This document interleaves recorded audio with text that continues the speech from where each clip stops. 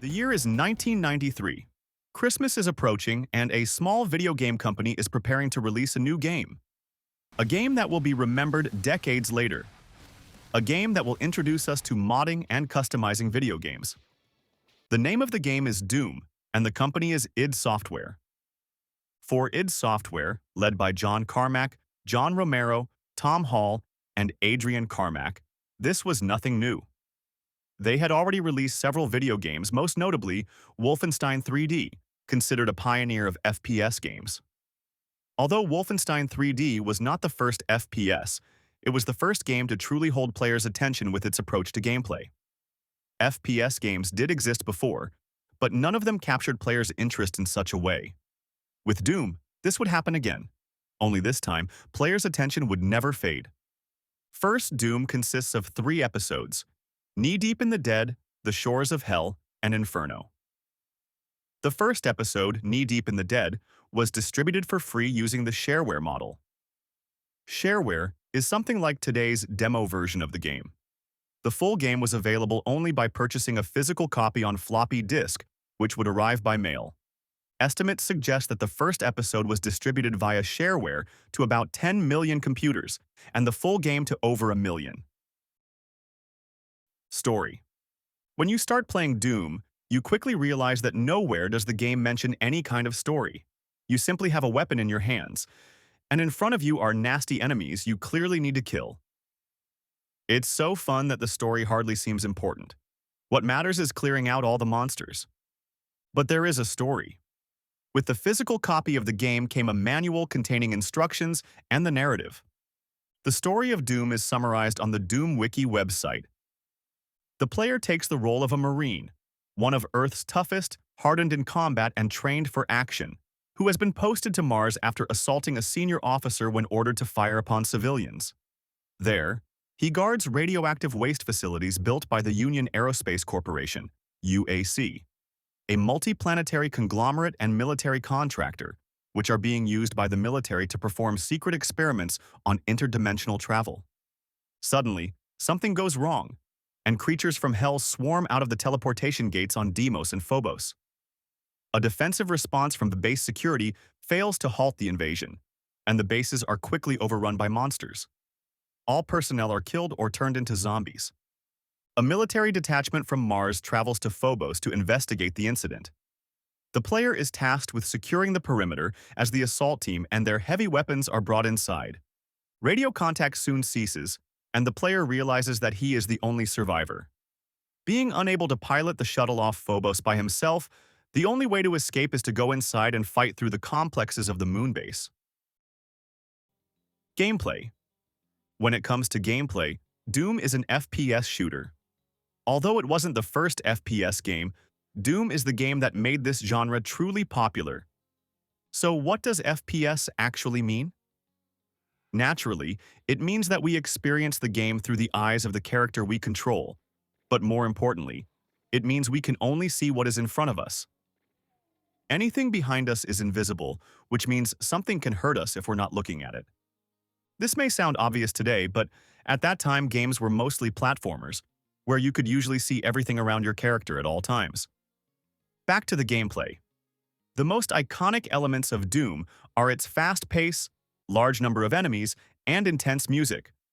The goal of each level is to reach the exit trigger to complete the current stage. To reach the exit, the player must face various types of monsters, 10 types in total. The levels are also designed as labyrinths containing doors that require specific keys in order to progress. To fight through the enemies, the player can use several different weapons. At the beginning, only a pistol is available. As you progress through the levels, you can pick up the chainsaw, shotgun, chain gun, rocket launcher, plasma gun, and the BFG 9000. Throughout the levels, additional power-ups can be found, such as health pickups, armor, and ammo packs. Doom 2. It was released a year later under the name Doom 2: Hell on Earth. The game ran on the same engine, so the visuals were more or less the same. Doom 2 introduced 32 new levels that continued the story from the first game. Along with new levels came new monsters and a new weapon, the Super Shotgun, which would go on to become one of the most iconic elements of the Doom series.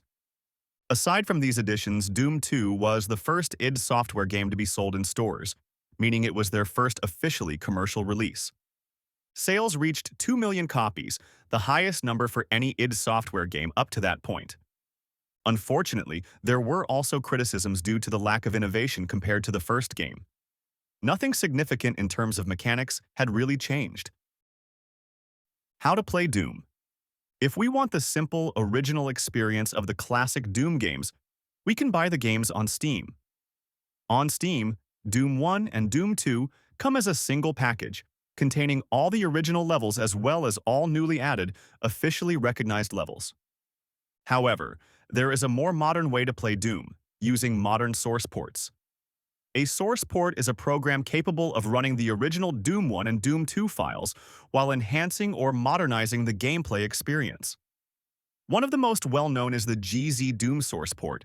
To play Doom through GZ Doom, you still need the original game. That means purchasing Doom 1 and 2 on Steam. After that, you copy the 2.wad files from the folder where the game is installed and move them into the folder where GZ Doom is located. Then you simply launch GZ Doom and choose whether you want to play Doom 1 or Doom 2. Once you're in the game, you'll notice that the gameplay is adapted for modern times. You can now look up and down, unlike the original port where your view was always locked to a horizontal level. You can also sprint and crouch. Higher resolutions and smoother gameplay are supported as well, opening new possibilities when navigating levels that weren't previously possible in the original engine. Roots of Doom mapping. On the Doom World website, there is a detailed explanation of the origins of Doom 1 and Doom 2 and their official and unofficial maps. Here, I will briefly summarize what I know, but for a detailed description, I recommend reading the original text.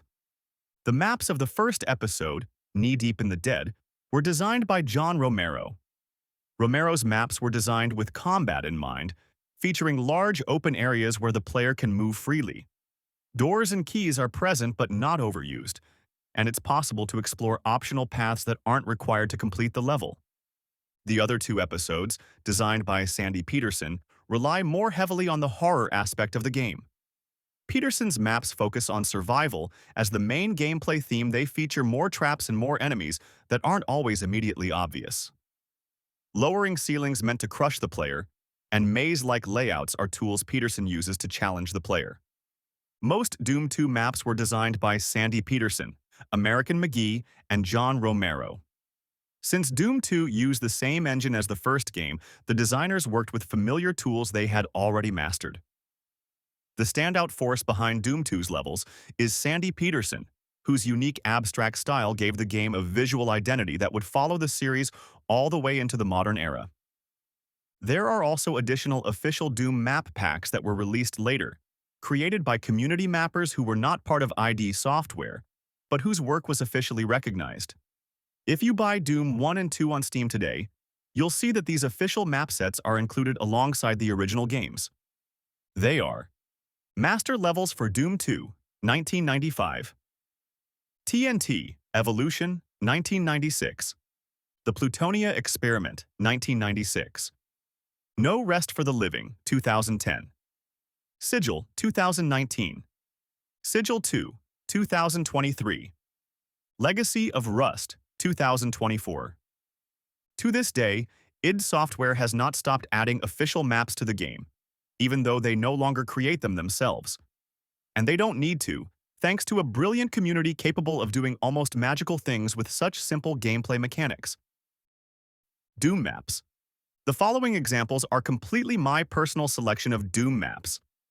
If someone wants an official list of the most famous and best maps ever created, it can be found on the Doom World website.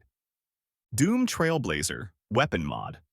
This mod does not include maps. Instead, it replaces all the weapons in the game and adds several movement improvements, such as a dash ability. It is a so-called weapon mod.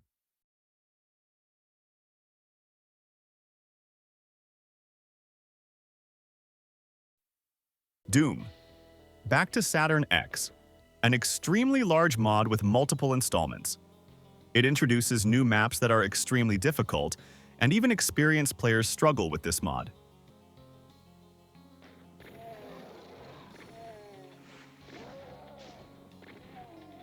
My House. A very short and simple map that hides a story. It's often said that the experience is better if you know nothing about the map when playing it for the first time. The map contains a mystery that can be further explored on the Doom World forums.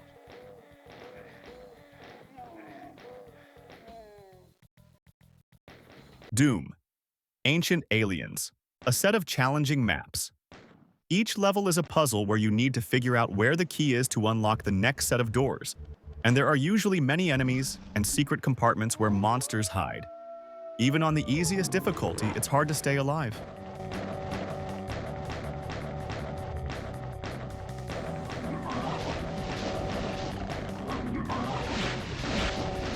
Doom. Nuts. Nuts is nuts. A massive open area completely filled with every type of enemy. The goal is to press the exit switch hidden behind all those monsters. With so many enemies in one place, it's actually possible to walk across their heads to reach the exit button. Even though the map is very simple, it's still fun to play at least once.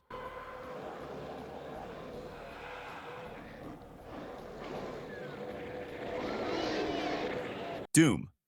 Comatose. The creepiest Doom map I have ever tried. It consists of just one level, and all enemies are invisible. It feels like you're wandering through an abandoned town with monsters lurking around every corner. You can enter certain houses where more enemies await, but once you clear them, you're safe from the ones outside. To complete the level, you must find the red and blue keys.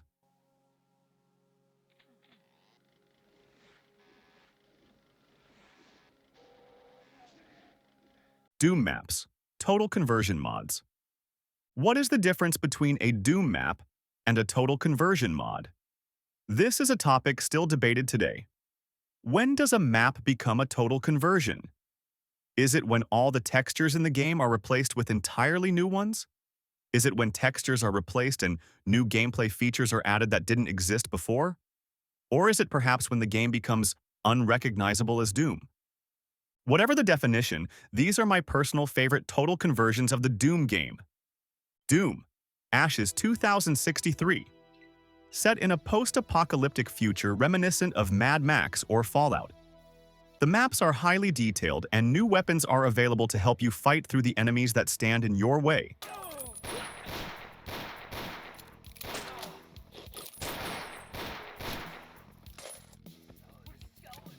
Doom. Total Chaos.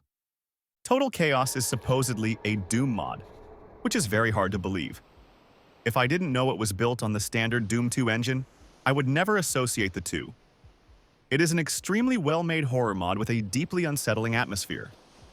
For fans of the genre, this one is a must-play.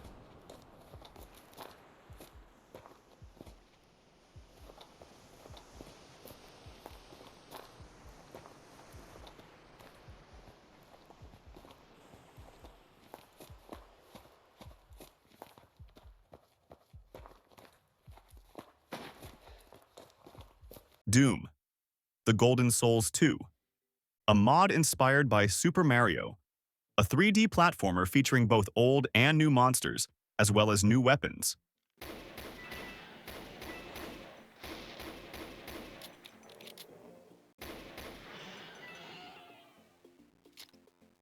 Doom Castlevania. A mod inspired by the well-known Game Boy game Castlevania. I'm not personally familiar with the original game, but its reputation suggests that it's very difficult. If that's true, this mod lives up to the name. It's extremely challenging to survive an entire level. Additionally, the mod is fun to play, and it's easy to forget you're actually playing Doom underneath it all.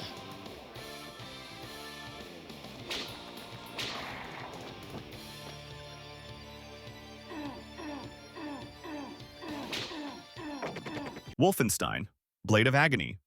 Although the same company created both Wolfenstein and Doom, this is a Doom mod that turns the game into a Wolfenstein-style experience. It strongly reminds me of Call of Duty 2 with its old-style rifles and World War II setting. For players who enjoy story-driven games, this one features detailed story. despite being built on the Doom engine.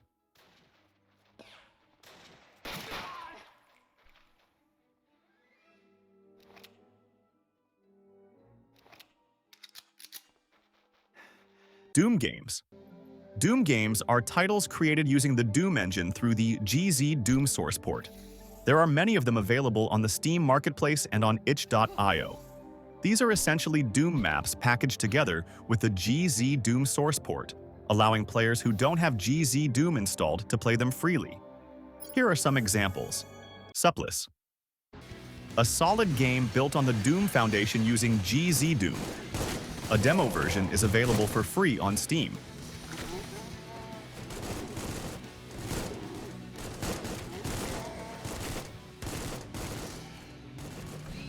Disdain. A hack-and-slash game with firearms, but the best part of the gameplay is swinging the sword as much as possible. Player control is excellent, with fast pacing and relatively simple levels where the focus is entirely on combat against enemies.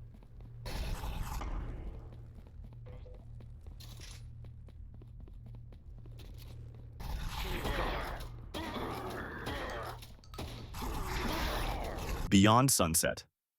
Set in a cyberpunk world filled with neon lights, this is another hack-and-slash game focused on movement, jumping, and fast traversal through levels.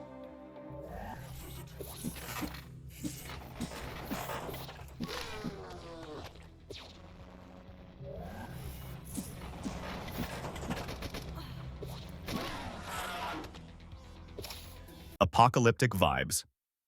Set in a post-apocalyptic world after a nuclear winter, the goal is to find the correct path forward. This is another game that you would never guess was once Doom. It is exceptionally detailed, and players must pay close attention to every little detail to find their way through.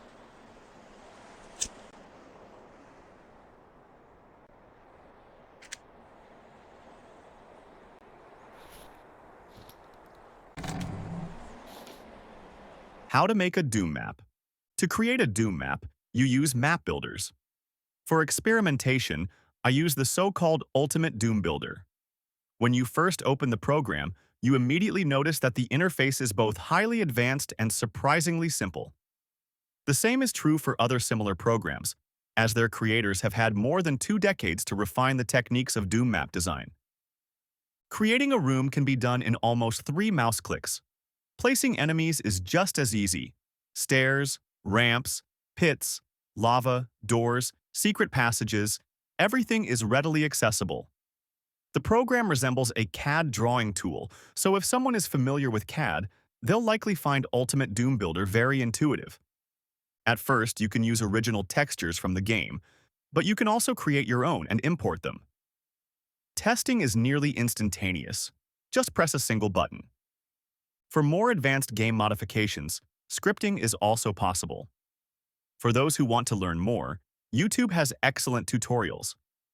For example, GZ Doom/Ultimate Doom Builder tutorials by Raven67854.